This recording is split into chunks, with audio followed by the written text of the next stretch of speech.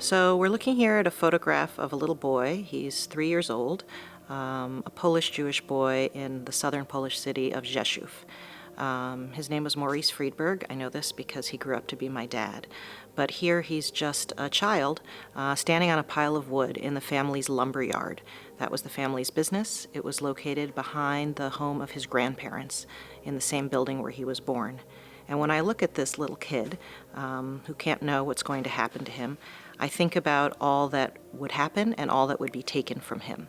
The possibility of a normal childhood, the many, many relatives, and I'm talking about around 150 relatives who would be killed in the coming years, the home that was stolen from them, the furniture, the toys, the neighbors who moved into their home after they were deported. But here he's just an innocent boy, standing there, on a normal afternoon, probably playing with his cousins. I think he has a skinned knee, and not knowing that any of this will happen and never being able to recreate that shattered world later.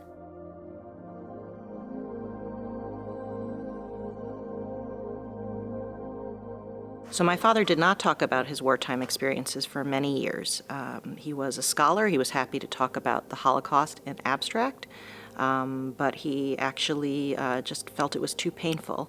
When I asked him, why won't you be like other Holocaust survivors who go to classrooms and things, he said, when I meet people who say, oh, nice to meet you, I hear you're a Holocaust survivor, tell me about what happened to you. He said to him it felt like someone saying, nice to meet you, I heard you were gang raped, tell me about that.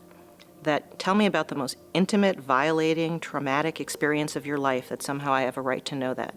And for him, it was something he didn't want to revisit. He needed to put it aside in a box and move on with his life because it was too painful. But he liked to reminisce. He was 9.5 when the Germans invaded his town, and he had very fond memories. He had 13 or 14 aunts and uncles, most of whom were married with cousins, and he would talk about the geese that lived in that same yard and would peck at him when he ran across.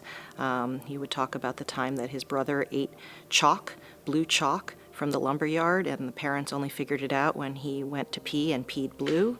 I mean, kind of goofy stories from a childhood, a normal childhood. But just a few blocks away, in September 1939, when the Germans invaded, one of his uncles, who was a teenager, was hung by the invading forces just for walking down the street as a Polish Jewish boy. So the juxtaposition of these very kind of sweet, normal memories and the horrors to come, I think, are really embodied in this photo of him as a little guy.